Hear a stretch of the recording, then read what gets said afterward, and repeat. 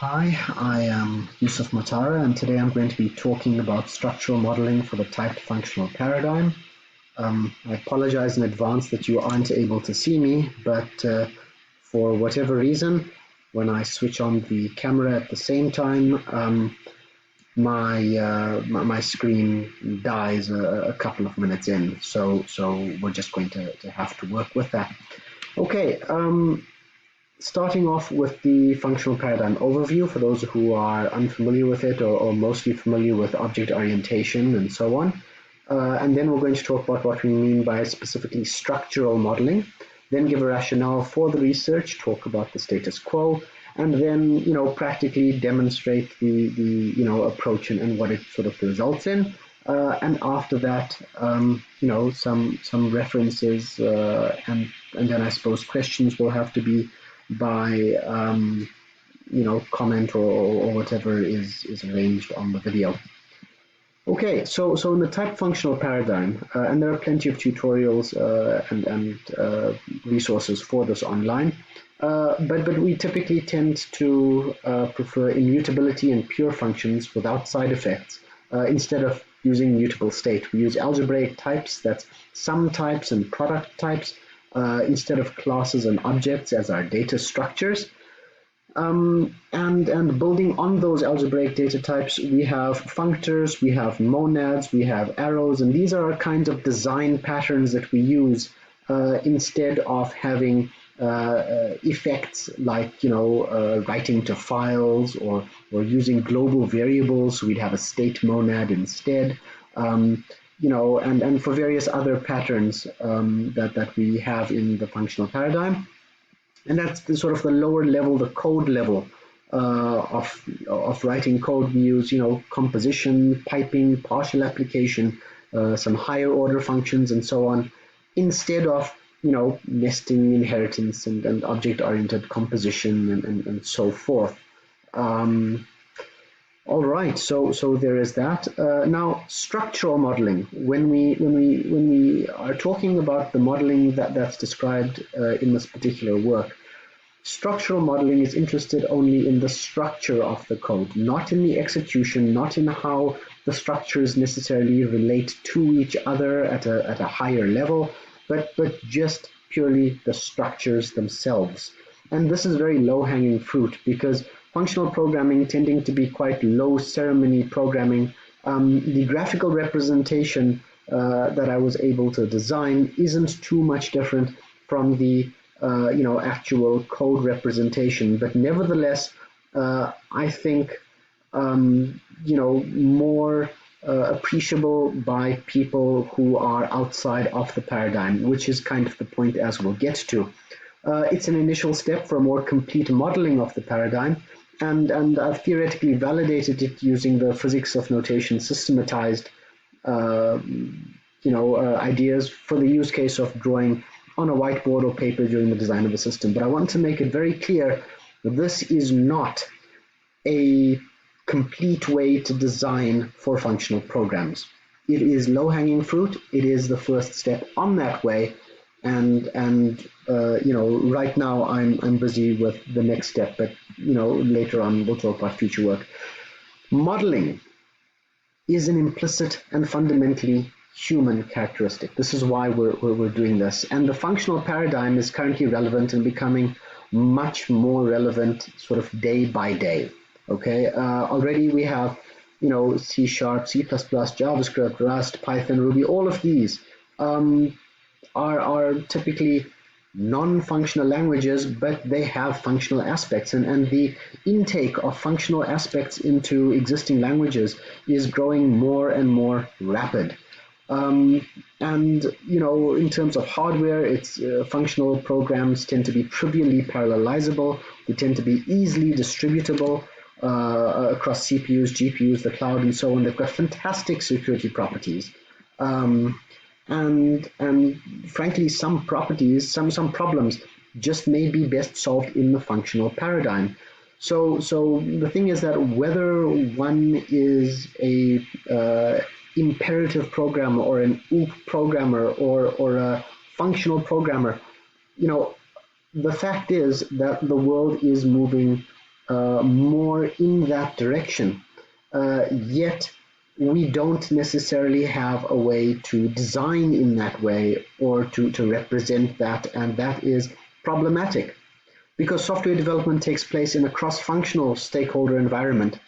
So we've got a project manager, a business analyst, an architect, a client, a sponsor, and without modeling, we can't do development of a system that is functional, even if the problem seems to be best solved in that way.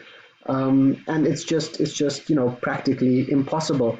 And so all of these features really that are being added to the various languages, we have to hide them behind an interface of objects and so on. And sometimes unnecessarily, and we can't do anything at a higher level with them because the project manager, the business analyst, the architect, and so on, they're not going to understand it, let alone the client and so on.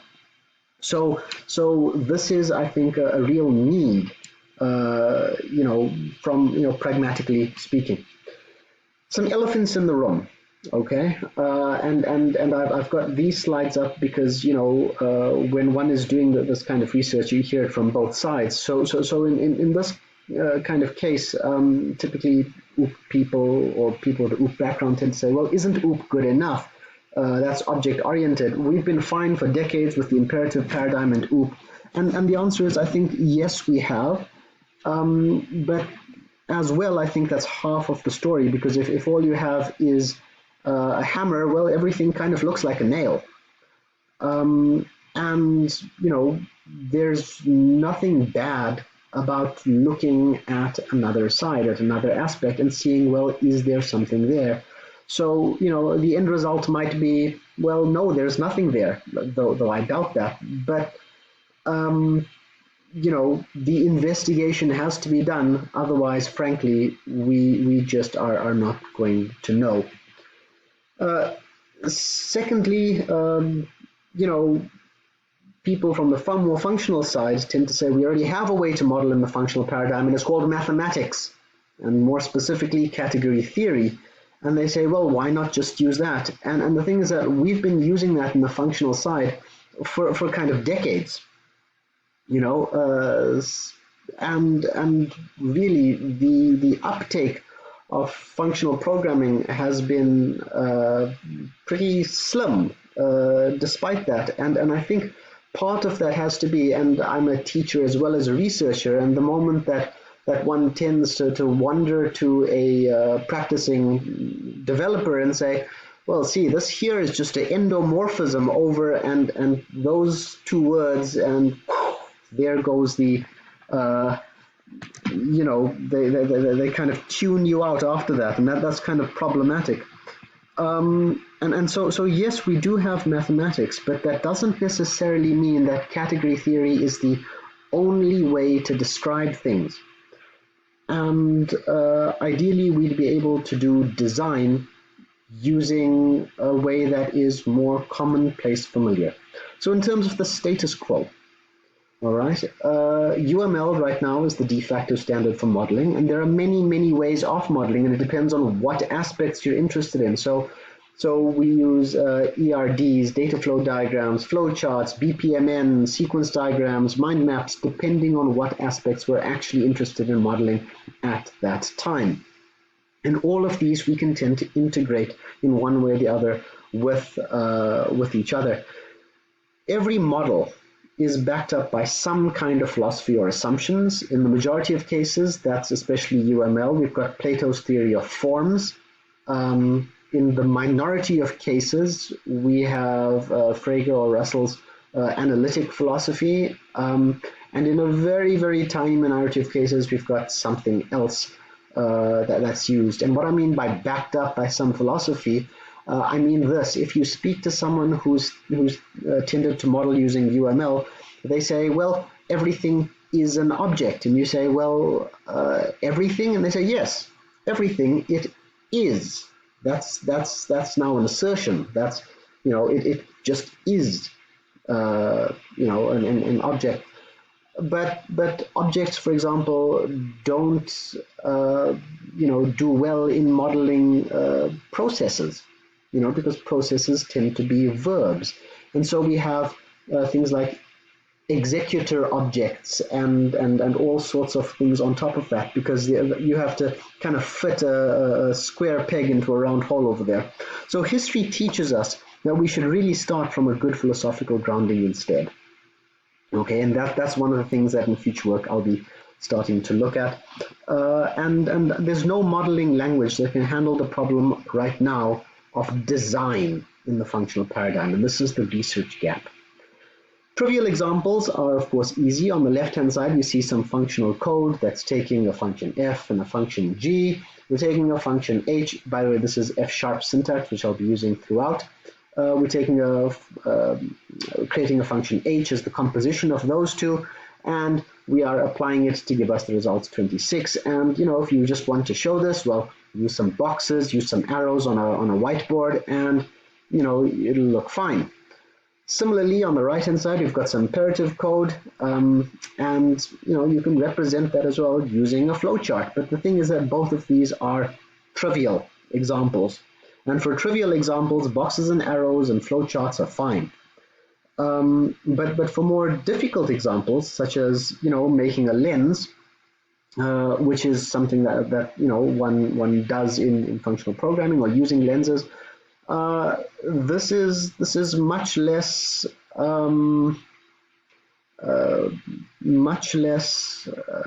useful. And so here we have a lens which allows us to focus in on a particular field, and either get the field value or set the field value, metaphorically speaking. In our representation, it would look kind of like this here, where we have a get field over here defined as that, something that takes a that and gives back a b, so it takes in any a and gives back any b, and then a set field which takes in any a and any b and gives back and a over there, and a lens being defined as these two together, get field and set field, and then the focus function taking in a lens like that, A and B, and taking a lens like that, B and C, and giving us a lens A and C. And so far, well, maybe it doesn't add a lot, but we're also, for example, in this notation, able to phrase it this way, where we say focus takes in a lens A and B, takes in a lens B and C, and gives back some record with a get field for A and C and a set field for A and C. And at the level of architect, at the level of client, that might be something that they would understand a little bit better in terms of the structure of what is actually being achieved there. And you'll notice that none of this includes this code over here, which is fine. Again, we're talking about the structural modeling. One other last thing that I want to kind of point out is that this particular notation, if you read the paper, could be phrased in another way as well. It could be phrased as an input A that gives back a function that that takes a B and gives back an A. And similarly over here, this could be phrased differently as well. In specifically phrasing it this way in the notation, we give a pretty good clue as to what we expect focus to actually take in and use, and how it's meant to be used, its purpose, which is after all the point of a notation there. Let's move on to the idea that structural modeling, which as I've said is the start, it's not the end. Over here on the left hand side, we have a very, very, very simple monad that is defined. Okay, we have it as something that can either have failed with some reason, maybe the string, and or maybe it's okay. and we can continue on with the computation. This is return over here, and this is bind over here. And in monadic addition, we would use syntax like this, and that A would be a can fail of int, and B would be a can fail of int, and the result would be a can fail of int. And if A is failed or if B is failed, then this will give back a failed, according to this reasoning here. And if it's not, then it'll all go through and give us the result. Now, the thing is that this, even if we represented the structure of this, it won't give us insight into the semantics. It won't tell us why we would use this. It won't tell us when we would use it or should use it. It won't tell us where it's possible to apply it, or where we should use it, or where it's appropriate to use it. So we need a layer on top of this that tells us all of that, and that is part of the future work. We need to find fundamental commonplace abstractions. The commonplace abstraction, for example, for OOP is the object. We have nouns, we model it as objects. One could say that the commonplace abstraction for a functional program should be verbs, but I suspect that one would be incorrect based on what we've seen. In fact, what's happening here is that a monadic context is being set up, and within that context, things work a bit differently to how they do normally. And so, perhaps a good abstraction, as far as I'm working right now in my current work, is to think of context as a fundamental abstraction for a particular computation. And then how do we join contexts, and how do we represent that notation so that we can design at a higher level without needing to worry about things. A good philosophical grounding is really important for this kind of work. This reference here, Henderson, Sellers, Erickson, Gonzalez, Perez, and Agrafalt, really shows the kind of nastiness that can emerge later if you don't start with a good philosophical grounding, because then you have ideas that all apparently meaning object that actually conflict and that can't be resolved. And so, you've got to paper over them and hope that no one notices, which is kind of a shame. And then, of course, the philosophical grounding that I'm looking at, by the way, is latter-day Wittgenstein. But, in a future work, presumably that will come out. And a design notation then, and then a modeling tool to assess fitness for purpose. And we'll see how all of that goes. Some reading and some references that are interesting if you are interested in this kind of idea. And with that, thank you for your attention, and I look forward to your questions.